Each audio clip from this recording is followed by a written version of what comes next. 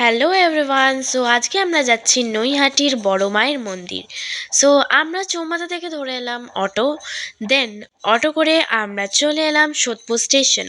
দেন Sodepur station থেকে আমরা চলে এলাম নৈহাটি স্টেশন।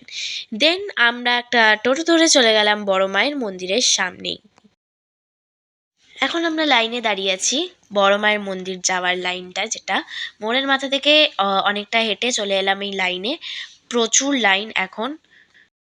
গঙ্গার ধার ধরে এই লাইনটা চলে যাচ্ছে বড় মায়ের মন্দির প্রাঙ্গণে। কি অপূর্ব লাগছে গঙ্গাটা। এখানে আমরা অনেক ফটোশুটও করে নিয়েছি। লাইনের ধারে ছিল একটা পার্ক, যেখানে এই কয়েকটা অ্যানিমালস ছিল। আমরা তো বুঝতেই পারছি না কি অ্যানিমালস। সো তোমরা যদি জেনে থাকো কি অ্যানিমালস, অবশ্যই কমেন্টে জানিও। আমরা লাইন দিয়েছিলাম 2টার সময়, এখন বাজে 5:30। এখনো পৌঁছাইনি আমরা বড় মায়ের মন্দির।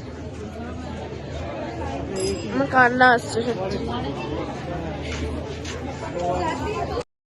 এখনো অনেকটা লাইন আছে, মানে অনেকটা যেতে হবে। অ্যান্ড ফাইনালি আমরা বড় মায়ের মন্দিরের সামনেই চলে এসেছি। এবার ঢোকা যাক। তোমরা সবাই মায়ের দর্শন করো। আমরা শুনেছি যে এই বড় মায়ের মন্দিরে বড় মা খুব জাগ্রত। সন্ধ্যা হয়ে গেছিলো বলে ভাত আমরা পেলামই না কোনো হোটেলে, তাই ওখানে কচুরি খেয়েছিলাম, বাট ওটার ভিডিও হয়নি কারণ এত খিদে পেয়েছিল যে সময়ই পেলাম না ভিডিও করার। দেন আমরা নৈহাটি স্টেশনে গিয়ে ঝালমুড়ি খেলাম। তারপরে আমরা চলে গেলাম নৈহাটি স্টেশন থেকে সোদপুর স্টেশন। সো দেন আমরা ঝালমুড়ি খেয়ে চলে গেছিলাম ট্রেনে করে। ট্রেন থেকে গেলাম আমরা সোদপুর স্টেশন। দেন সোদপুর স্টেশন থেকে অটো ধরে আমরা গেলাম হলো চৌমাথা। দেন চৌমাথা থেকে আবার এলাম দোলতলা। সো অনেকটাই হেক্টিক ট্যুর হয়েছে আজকে সত্যি। আর এতটা লাইন আমরা জীবনে ভাবতে পারিনি এতক্ষণ হবে।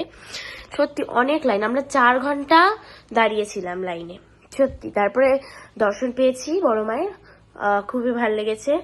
প্রচণ্ড জাগ্রত, যেটা আমি শুনেছি। সো মনের কামনা আমি বলবো যে তোমরা যখনই যদি যাও বড় মায়ের মন্দির, অবশ্যই নিজের মনের কামনাটা করো। আই থিঙ্ক ওটা ফুলফিল হবে। সো চলে এসেছি আমরা বাড়ি। এটা তো পুরো উঠেই গেছে বড় মাটা। সো যদি ভালো লেগে থাকে ব্লগটা, তাহলে লাইক করো, শেয়ার করো অ্যান্ড সাবস্ক্রাইব করতে ভুলো না।